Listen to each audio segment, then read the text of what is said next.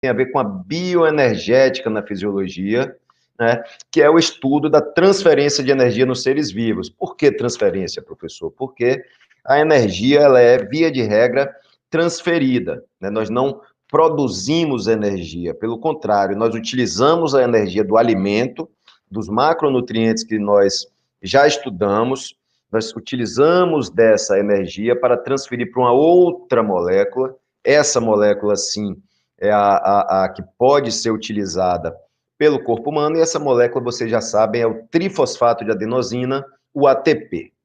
Né? Então, essa transferência de energia. E o corpo humano, ele precisa de energia para todas as funções corporais, né? Desde uma situação de repouso e, claro, uma demanda muito mais alta de energia, no caso da atividade física, sendo essa demanda cada vez maior em função da intensidade. Mas o fato é que, mesmo em repouso, nós precisamos de energia para manter o nosso funcionamento basal, né? Energia para circulação, para manter a temperatura corporal, para fazer os hormônios serem secretados, transmissão nervosa, ou seja, para tudo nós precisamos de energia, e é o ATP, o carreador especial de energia do corpo humano, né, que pega a energia dos nossos macronutrientes, ou seja, dos carboidratos, das gorduras e das proteínas, para transferir para essa molécula que é a nossa moeda corrente, né? Ou seja, a energia do alimento, né, contida nas ligações químicas do alimento, não é prontamente utilizada,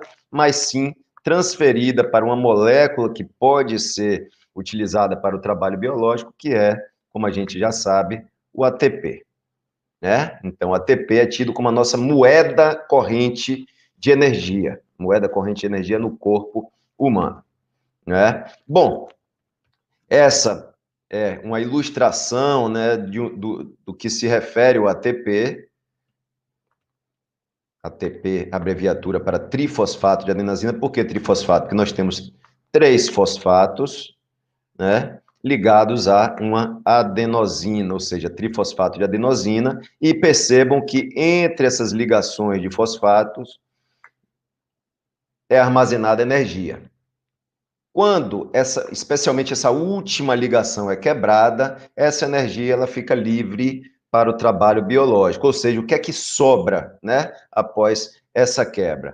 O ADP, que seria o difosfato de adenosina, um fósforo inorgânico livre e a energia liberada para o trabalho biológico. Agora, num segundo momento, repetindo isso, né, nós temos o ATP, que é quebrado, né, na presença de um importante enzima, a ATPase, né, que faz exatamente aquela quebra. E o produto, o que é que é?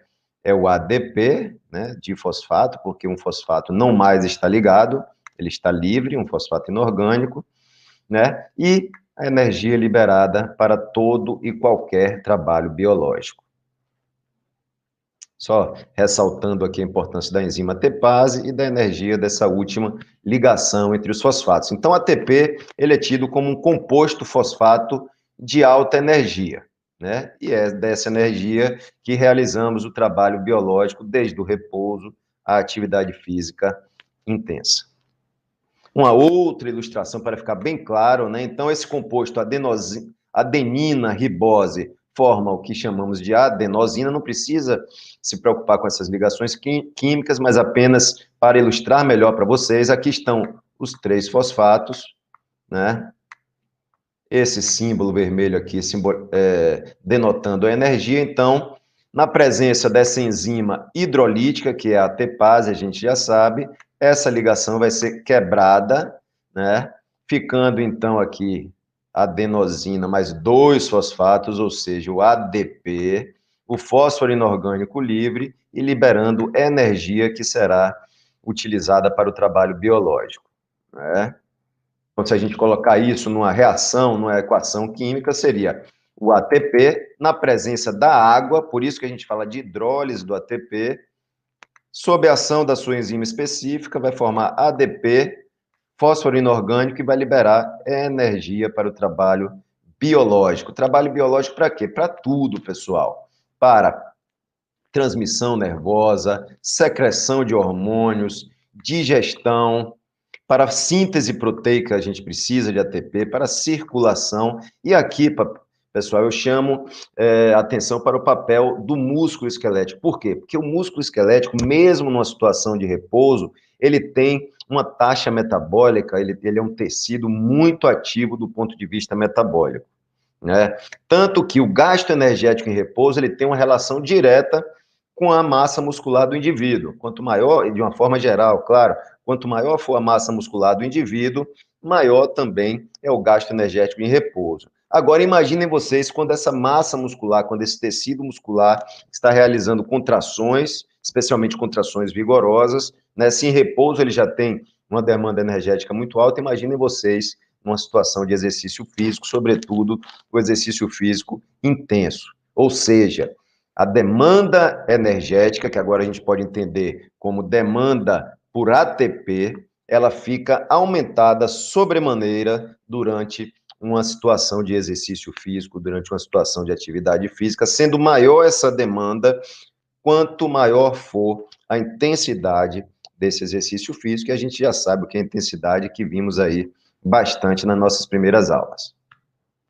Então, durante o exercício, o ATP é constantemente quebrado, a ADP, e esse ATP precisa ser reposto para que a atividade possa ser continuada.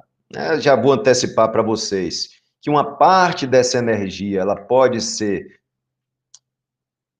uma parte dessa produção de ATP acontece no citosol, no citoplasma das células, mas a grande parte acontece dentro de uma organela celular que é chamada de mitocôndria. A gente já sabe disso, e eu até inclusive já antecipo para vocês, a atividade, é o metabolismo aeróbio, vocês já sabem disso, na verdade, é o que acontece no interior das mitocôndrias, essa organela altamente importante para o nosso metabolismo, para a nossa produção de ATP. Então, a gente pode dizer que o ATP ele é constantemente utilizado e regenerado a todo tempo, mesmo em repouso. Durante o exercício, ele é mais utilizado e, portanto, a síntese de ATP precisa estar aumentada, ou seja, a demanda é aumentada, eu preciso aumentar a minha oferta, uma relação de demanda e oferta. Como esse ATP é fornecido às células é o que a gente vai ver, são as vias metabólicas, né? Ou seja, como essa energia é, entre aspas, arrancada dos nutrientes e direcionada para a síntese de ATP. A gente vai ter uma visão geral disso aí, né? E dessa síntese de ATP. Né? É importante a gente reforçar aqui agora que o ATP ele é um doador e receptor de energia. Mas como assim doador e receptor, professor? Ele é receptor por quê? Porque ele extrai a energia contida no alimento para conservá-la dentro de suas ligações. E por que doador? Porque num segundo momento essa energia ela é liberada, como a gente já viu, para a realização, para acionar o trabalho biológico. E uma vez que o ATP ele não é armazenado de forma importante no corpo, ele precisa ser ressintetizado o tempo todo, e essa ressíntese acontece por meio das vias metabólicas para a produção, não de energia, mas para a produção de ATP, né? E eu já antecipo para vocês que nós temos a via aeróbia e duas vias anaeróbias, né? Nós temos a via aeróbia, que é a nossa predominante, pessoal. Nós somos seres aeróbios. Os seres humanos são seres aeróbios, tá? Então, é o nosso metabolismo predominante da vida. Tanto que, se nós formos privados de oxigênio por poucos minutos, nós não conseguiríamos manter a vida. Não é compatível com a vida a ausência de oxigênio. Mas em situações específicas, como, por exemplo, no exercício de alta intensidade, precisamos lançar mão do metabolismo anaeróbio, tá? E nós temos duas formas de metabolismo anaeróbio, ou seja, duas formas de produzir ATP, mesmo quando o oxigênio não é de forma suficiente ofertado, né? Uma via que produz lactato, vocês já devem ter ouvido falar, que é chamado, portanto, de sistema anaeróbio lático, e uma via que não produz o lactato, que é chamado de sistema anaeróbio alático. Né? O sistema alático é o sistema ATP-CP, tá? E o sistema anaeróbio lático é o chamado sistema glicolítico. Sistema glicolítico. Então, número 1 e número 2 são sistemas anaeróbios, né? O ATP-CP e o glicolítico, e o sistema aeróbio chamado de oxidativo, justamente por conta do oxigênio. Então, nós somos seres aeróbios, pessoal. Em que situação precisaríamos lançar mão do metabolismo anaeróbio? Em situações como, por exemplo, privação de oxigênio, mas falando do exercício físico,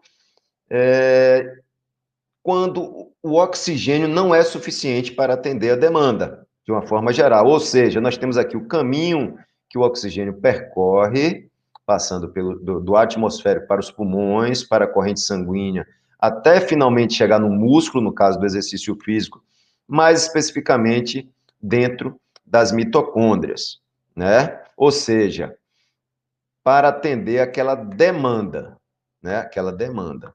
Numa situação que a demanda é muito alta, como, por exemplo, no exercício físico de alta intensidade, a oferta não consegue atender essa necessidade, né? Isso não quer dizer, então, que a atividade precisa ser parada, mas quer dizer que ela precisa ser suplementada por metabolismo anaeróbio, ou seja, por vias anaeróbias de produção de ATP.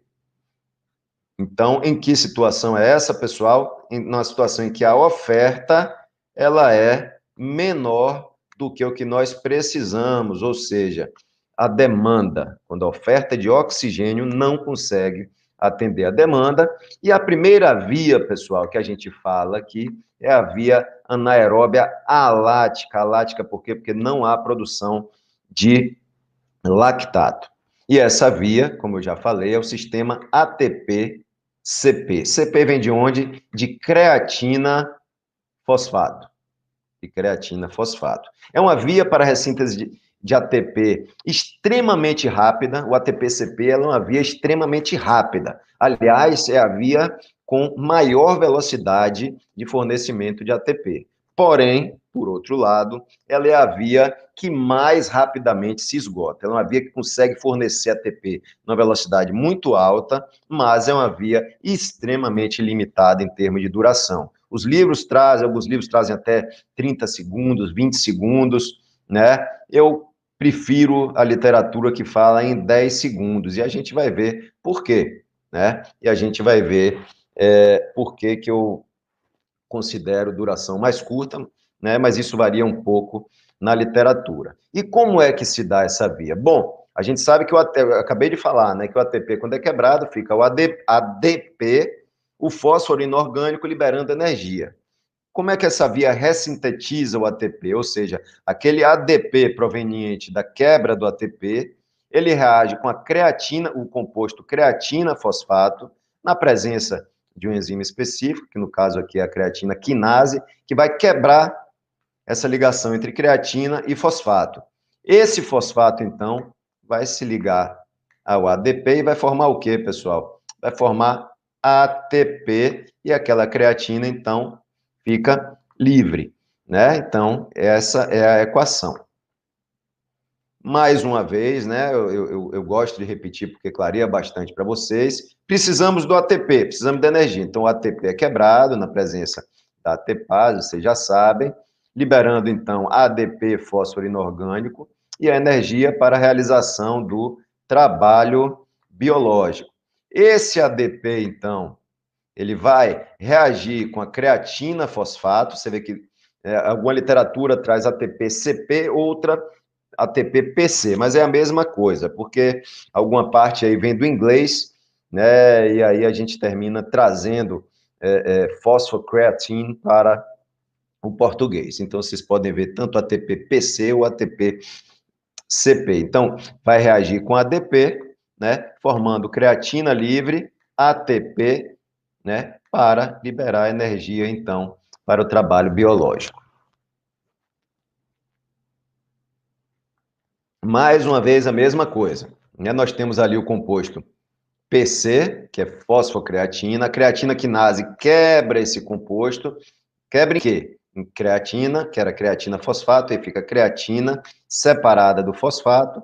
Esse fosfato lá na frente vai se juntar com o ADP e vai formar o que precisamos, que é a nossa moeda corrente de energia, o trifosfato de adenosino, ATP, tá?